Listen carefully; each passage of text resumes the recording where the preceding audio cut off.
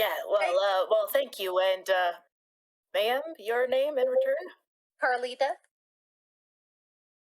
Thank you, Carlita. Much obliged. Not a problem. Carlita curtsies. And then sits back down. Proceeding to try to eat the rabbit. He kind of, like, scoots his chair over and pushes his way in between, like, the two of you and, starts partaking of, like, some of the rabbit that you have there, and it's like, I slap his hand. Oh, sorry. Yeah. My food. I bought their food. I didn't buy your food. You're right. Oh, sorry. That was rude of me. Tim. Bartender, some chips, No, please. you're mad. So obviously you're needing something else from us, Tim, other than my company last night. Are you sure? Oh, no. Yeah, that's it. That's fine. We're gold, and I move my plate closer to me and away from Tim. Just then you hear the Baroness Mord pronounce judgment on the person that who's kneeling in front of her, and she calls the next person wishing to hear judgment. And a man walks forward. He's a little bit rounder. He appears to be wearing kind of a jacket that's a little dusty. And he kneels in front of the Baroness and he says, "My lady, I was attacked and mugged on my way home from the tavern last night. I'd won a large amount of gold in a poker game, and when I left the tavern, I was followed by someone, and they attacked me from behind." And the Baroness looks at him and is like, "Well, do you know who attacked you?" And he says, "Of course I do." And he points over. "It's that man over there." And he points right at Tim. There's a peppermint. There's peppermint in that one. Yeah. And the Baroness says, I was like, okay, I can get that. "Sir, this man is accusing you of theft and attacking him. Do you have anything to say in your defense?" And Tim stands up and he walks over and he says, "I am innocent. I was with Carlita last night. Nice. All night. It couldn't have been me." Yep. Right? So he just goes, "Yep," because Carly has a plan now. Well, we have. And the Baroness looks at you, Carlita, is like, "You wish to testify that this man has an alibi and so it couldn't be him?" Pour those out if you want. Correct. I'm gonna take one. Very well. In that case, I'm afraid that until we find the culprit of the actual person who mugged and attacked you, that this man is innocent and will go free. And Tim comes back to you and he, like, claps you on the shoulder. And then as soon as he touches my shoulder, I just put my hand over. "You need to be charmed?" I instantly charm him. And I'm like, "You were going to..." It's like, "Where did you put the money?" You know, hush whisper. It's like, "Where'd you put the money, Tim?" He looks down at his pocket and you hear a jingle. "Okay, what you're going to do is you're going to take half that money and you're going to slip it to the man you just stole from. Half of it, so you keep half, but half of it goes back." That seems legit to me. Yeah, so go do that right now. Okay? Within the next 3 minutes.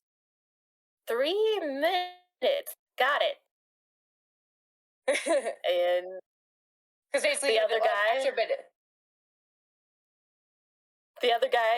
who's sat down at another table, he's kind of like slumped over a little bit, looking and with his head in his hands. Yeah. And Tim like walks up to him and like the same thing. He like sidles up next to him the way he sidled up to you guys, and looks over at him and is like, "Hey," and looks around, sticks his hand in his pocket, puts his hand on the table, and just slides it over. And then get backs up and leaves.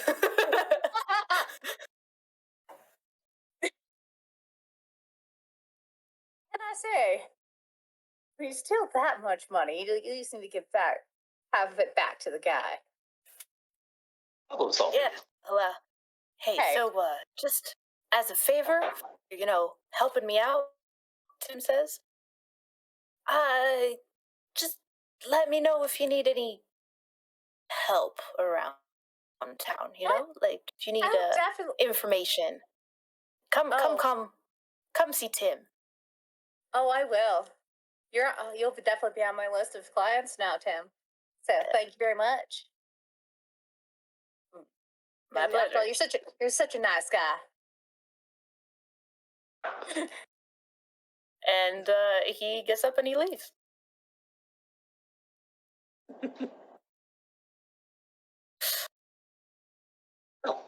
Then the Baroness calls for the next person wishing your judgment. And you see a well-dressed merchant. He comes forward. He's got a very nice, trim little mustache and beard. And he walks up and he's dragging behind him a woman in irons. And he bows gallantly to the Baroness and he says, Baroness, I bring before you this woman who broke into my store and killed my guard dogs and ransacked and robbed my place. And the woman in irons says, it wasn't me, I swear. I didn't do anything. And the Baroness looks around and says, do we have any witnesses? Anyone wishing to speak of what they saw? And the merchant nods and he says, I have 4 people who are willing to testify. They will be able to point the finger exactly at this woman right here and what she did. And the woman is like, I also have 4 people who can prove my innocence. And just talk to them. You'll see. I didn't do it. And the Baroness looks around again, and her eyes fall upon everyone else in the tavern, and she says, if anyone is willing to investigate these claims, I will happily offer 10 gold to whoever is able to find the truth of the matter. You have until midnight tonight to complete this task. Would anyone be interested in investigating? Oh, yes. Yep, the witness from earlier. And, this whole table right here. Well, very well. Awesome. Rose, you're going to help too, right? Of course. Awesome. Rose is the professional. You're a private detective. Of course you're going to help us solve this mystery. This is literally my job. I know, right? But you're not being paid. Oh, wait, there was a reward. So yeah, you're going to do your job. And I can help this time. And it's not doing a formal on you for it. All right. Thank you for accepting to be the investigators on behalf of County Dorn. And now, please, merchant lady, and I don't actually know your name, and irons, please give an account of what happened. The merchant turns towards you, and he says, my name is Adric Valeric, and I am the owner of a weapons store. You see, I do not make them, but I deal with local blacksmiths, and I sell the weapons to travelers, and I have everything from basic weapons to very ornate magical ones. And the night in question, I locked up my store with my guard dogs inside, and I went home to have dinner with my family. After dinner, I put my children to bed, and I went to sit by the fire with my wife. After I got settled in, I got this very uneasy feeling that someone was attempting to destroy my formal circle at my shop. And that's where I keep the expensive and magical weapons in. See, the formal circle. So I ran to my store, and when I got there, the door had been broken in, and and my dogs had been killed. And the store was ransacked, and many weapons were stolen, and thankfully I was able to get to the shop before this woman was able to finish the formal, and I saw her run out the back of the store. I chased her out of the store, and I found her around the corner, and she tripped with some of my weapons around her. And then I detained her until I could bring her here, or the Baroness. Question. Sorry. One. Don't apologize. That's what you're here for. One. I thought you couldn't feel your formal circles being destroyed unless you were actively in them. And two, wouldn't that have caused a backlash if she had interrupted her own casting to run away from you? I got a scent in a way. It was more like intuition than actual magic. But that doesn't I've make been sense. for so long. Can I ask the lady in irons there, what effects did you suffer from from not completing your formal? That wasn't me. I wasn't doing the formal. Oh, okay. So someone else was doing the formal. But do you feel your body, anything bad happen to your body? So even if you weren't the one casting it, if you were there when the casting started and you're still affected by if she didn't finish, whoever didn't finish it. Let's just say I know a thing or two about not completing formals. So I put don't. your laughing. Put your laughing.